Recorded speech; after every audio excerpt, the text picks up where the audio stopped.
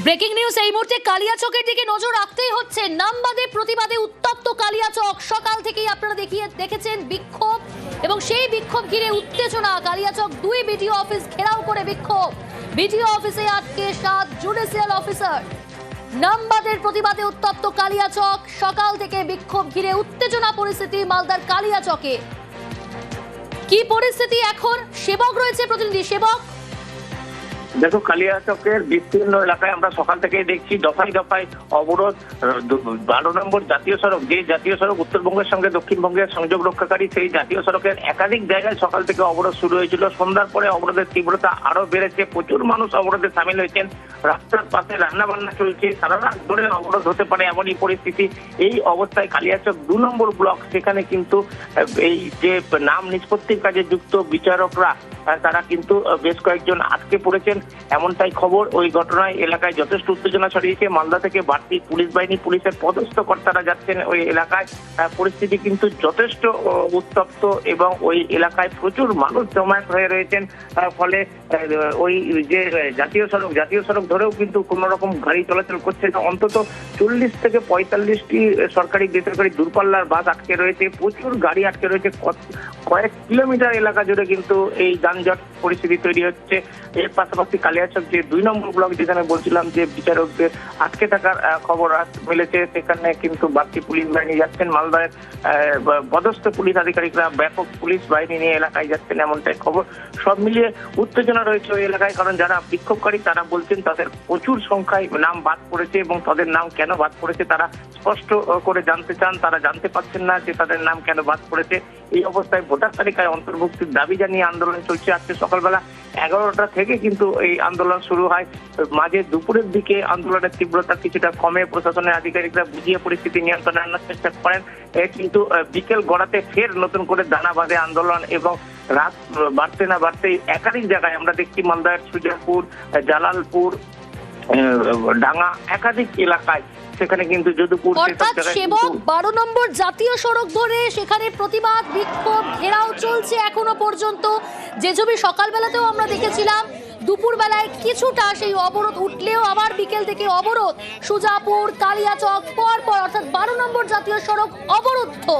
BDO অফিসে আটকে এখনো 7 জুডিশিয়াল অফিসার। তাদেরকে কিভাবে বের করে আনা হবে, কি পরিস্থিতি, তারা কেমন রয়েছেন জানাবে। সেবক রয়েছে আমার সঙ্গে। সেবক, তাদেরকে সেখান থেকে বের করানোর জন্য কি ব্যবস্থা নেওয়া হয়েছে পুলিশের তরফ থেকে? কারা পৌঁছেছেন, কি জানা যাচ্ছে? দেখো, এখনো পর্যন্ত আমরা যেটা জানতে পারছি যে মালদহের পদস্থ পুলিশ কর্তারা, পুলিশ সুপার বা তার উচ্চ পদস্থ আধিকারিক, তারা ঘটনাস্থলে যাচ্ছেন এবং বাড়তি পুলিশ বাহিনী রয়েছে, কেন্দ্রীয় বাহিনী রয়েছে।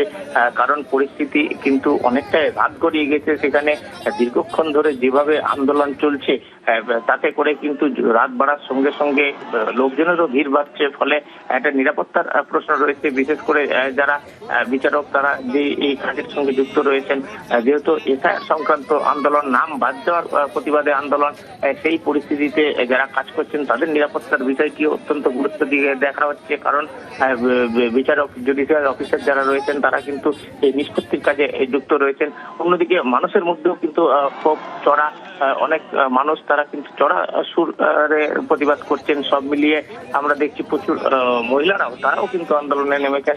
সব মিলিয়ে রাত বাড়লেও লোক কমার কিন্তু কোনো লক্ষণ নেই। এখনো পর্যন্ত যথেষ্ট পরিমাণ লোকজন এই 12 নম্বর জাতীয় সড়কের একাধিক জায়গায় রয়েছেন। পাশাপাশি যে মোথাবাড়ি, যে কালিয়াচক 2 নম্বর বিডিও অফিস, সেখানেও কিন্তু অনেক বিক্ষোভকারী রয়েছেন। ফলে পরিস্থিতি কিন্তু যথেষ্ট উত্তেজনাপূর্ণ। এই অবস্থায় বাড়তি কেন্দ্রীয় বাহিনী বা পুলিশ গিয়ে কতটা পরিস্থিতি নিয়ন্ত্রণে আনতে পারে।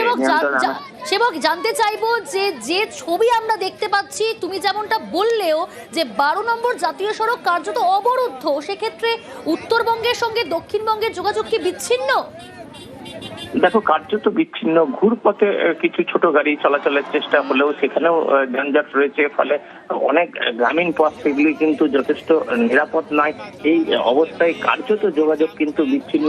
বিশেষ করে দূরপাল্লার যে সমস্ত বাস, দেখো সারা রাত ধরে এই মালদা হয়ে উত্তরবঙ্গের সঙ্গে দক্ষিণবঙ্গের যোগাযোগ ব্যবস্থা রয়েছে, প্রচুর যাত্রীবাহী যেমন গাড়ি রয়েছে, প্রচুর পণ্যবাহী গাড়ি রয়েছে, সেগুলি কিন্তু সবই আটকে পড়েছে। দীর্ঘ কয়েক কিলোমিটার এলাকা জুড়ে কিন্তু আমরা দেখছি গাড়ি সব মিলিয়ে যারা বাসের যাত্রী ছিলেন তারা এতটাই অসহায় যে অনেক বাসগুলি কিন্তু খালি অবস্থায় দাঁড়িয়ে রয়েছে এই জাতীয় সড়কে, এবং যারা যাত্রী ছিলেন তারা কিন্তু নেমে হেঁটে কিলোমিটারের পর কিলোমিটার হেঁটে তারা মানে একটা সেফ জায়গায় পৌঁছানোর চেষ্টা করেছেন। সব মিলিয়ে পরিস্থিতি কিন্তু যথেষ্ট উত্তেজনাপূর্ণ এবং প্রচুর সাধারণ মানুষ তারা কিন্তু দুর্ভোগের মুখে পড়েছেন এই আন্দোলনের ফলে। বিশেষ করে উত্তরবঙ্গের সঙ্গে দক্ষিণবঙ্গের যে একটা লাইফ লাইন, সেক্ষেত্রে কিন্তু এই যে আন্দোলন তাতে করে কিন্তু যথেষ্ট ক্ষতিগ্রস্ত হয়েছে যোগাযোগ, কারণ উত্তরবঙ্গ আর দক্ষিণবঙ্গের প্রচুর যোগাযোগ ব্যবস্থা কার্যত অবরুদ্ধ, যোগাযোগ বলা যেতে পারে কার্যত বিচ্ছিন্ন। তো সঙ্গে থাকো সেবক, আমরা আবারও ফিরছি তোমার কাছে।